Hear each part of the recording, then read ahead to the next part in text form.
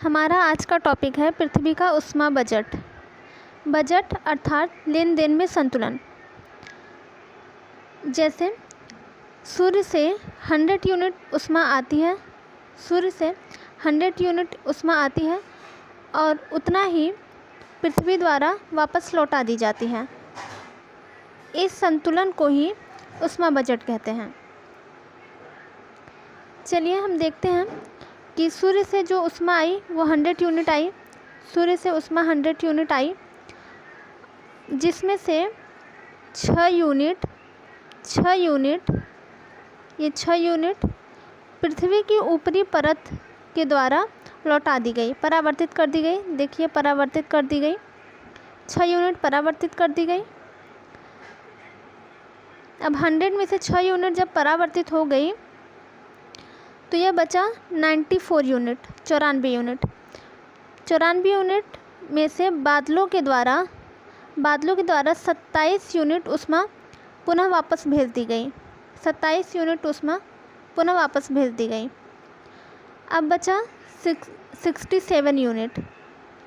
67 unit ऊष्मा जब धरातल की तरफ आती है तो जो हिम टोपियाँ हैं, ऊंचे पर्वत शिखर हैं, उनकी हिम टोपियाँ हैं, वहाँ से 2 यूनिट का परावर्तन हो जाता है। 2 यूनिट ऊंची पर्वत चोटियों द्वारा वापस भेज दी जाती हैं।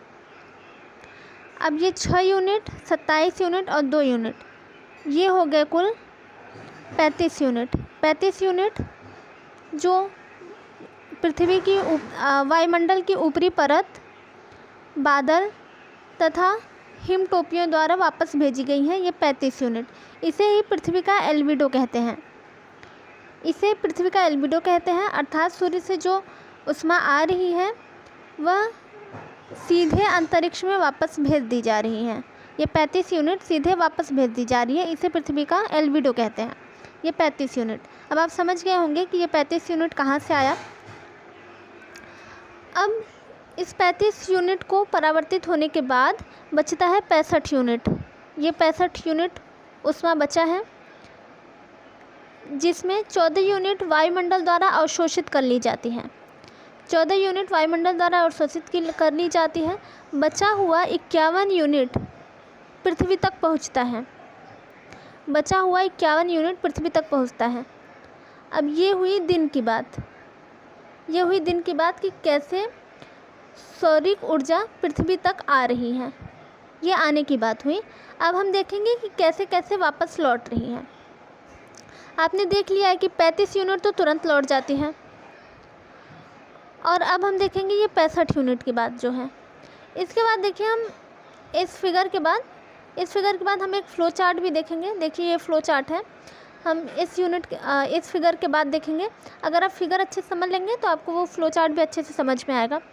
अब जो 51 यूनिट है, ये 51 यूनिट जो पृथ्वी तक पहुंची है, इसमें से 37 यूनिट तो सीधे अंतरिक्ष में परावर्तित हो जाती हैं।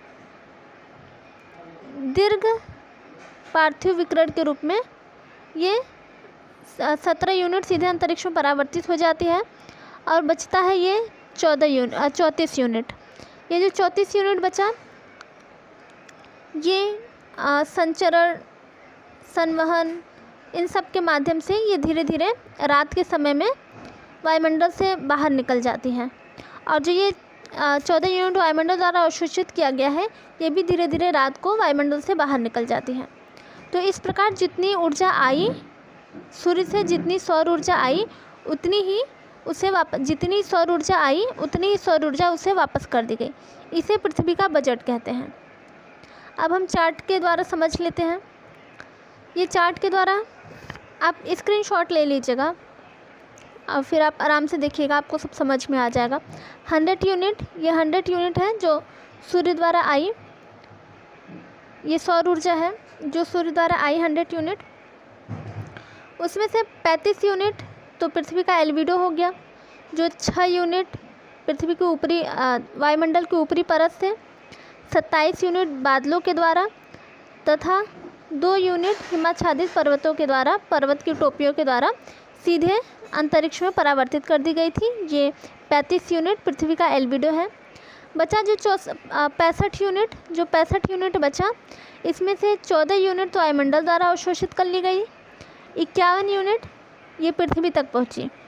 और जो पृथ्वी तक पहुंची इसमें से 17 यूनिट सीधे अब ये जो 51 यूनिट पृथ्वी तक पहुंची, इसमें 17 यूनिट सीधे अंतरिक्ष द्वारा वापस कर दी गई, और जो 34 यूनिट बचा वायुमंडल द्वारा अवशोषित हुआ, तत्पश्चात संवहन संघनन द्वारा अंतरिक्ष में पुनः वापस कर दिया गया।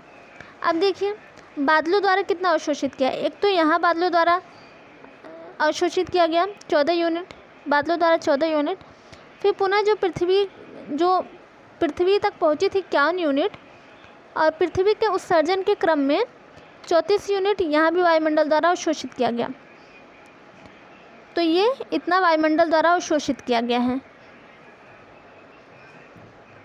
तो आपको ये समझ में आ गया होगा। आप ये फिगर का स्क्रीनशॉट ले लीजिए, आप इस फिगर का स्क्रीनशॉट ले लीजिए और इस फ्लो चार्ट का भी स्क्रीनशॉट ले लीजिएगा, आपको अच्छे समझ में आएगा। आज छोटी सी ही क्लास थी और बहुत इम्पॉर्टेंट था। तो आज का सेशन हम यही समाप्त करते हैं। आप प्लीज़ लाइक एंड सब्सक्राइब जरूर कीजिएगा।